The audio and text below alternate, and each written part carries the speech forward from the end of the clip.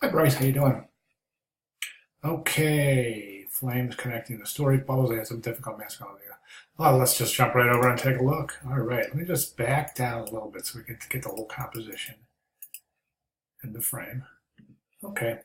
Now, the first, and I think the illustrations are really fantastic, and I think you're doing a really great job narrating, creating this narrative.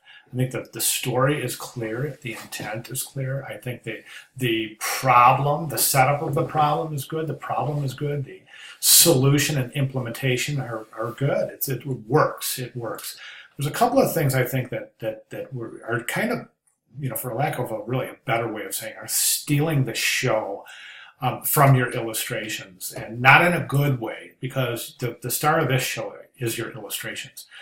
So what I'm seeing here is the flames are really underdeveloped. I mean, they're not, go ahead and take a couple of, go ahead and Google a couple of video tutorials or tutorials creating flames using Illustrator. You'll see all sorts of different styles. I don't necessarily think realistic flames would be good because it wouldn't fit the style, but certainly some sort of a minimal style of flames. And I just don't see it here. I know they're, and I'm going to say this, I don't want to sound discouraging, but it's very obvious they're trying to be flames, but they're just not there yet. The other thing is the size of the stroke around your illustrations. I would really reduce that, because right now, again, it's just pulling a lot of visual weight, is pulling the eye away from the illustrations, and we can see it specifically clear when we zoom in. Okay, so if you look at this illustration right here, see the weight of that stroke around the circle? It's just pulling the eye away from the illustration. You want that eye on the illustration. Again, here's another instance where you could create that fire. I think the fire is really going to determine the success of this piece. So definitely, go out there and try to find a couple of videos if you can. But that's going to work. Okay, so the other comment I have, and I'm going to back down a little bit here again. Okay, so yeah, everything's looking beautiful.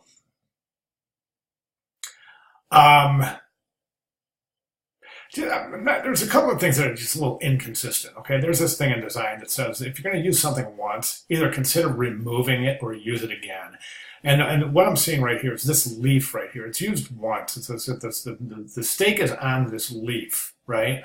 But we don't see the leaf anywhere else. So, I mean, could the stake just be floating there?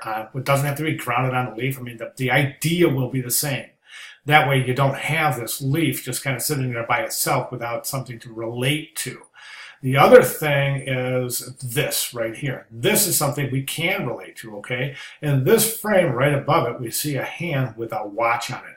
Let's use that hand to indicate this passage of time. You can even take that same illustration, take the spear out and the stake, transform it, rotate it this way, and put it right there, so that you're looking at a watch on the hand of the person who is the subject of the narrative, as opposed to introducing, again, something else that doesn't have another visual tie in the composition. Okay, does that make sense? And I think that those little things right there are going to make a big difference. Also, I'm not particularly sold on the gray background. I think the neutrality of that big gray background can be enhanced. And my recommendation is going to be go white behind the flames and behind the circles that hold the pictures. So try that. Tell me what you think.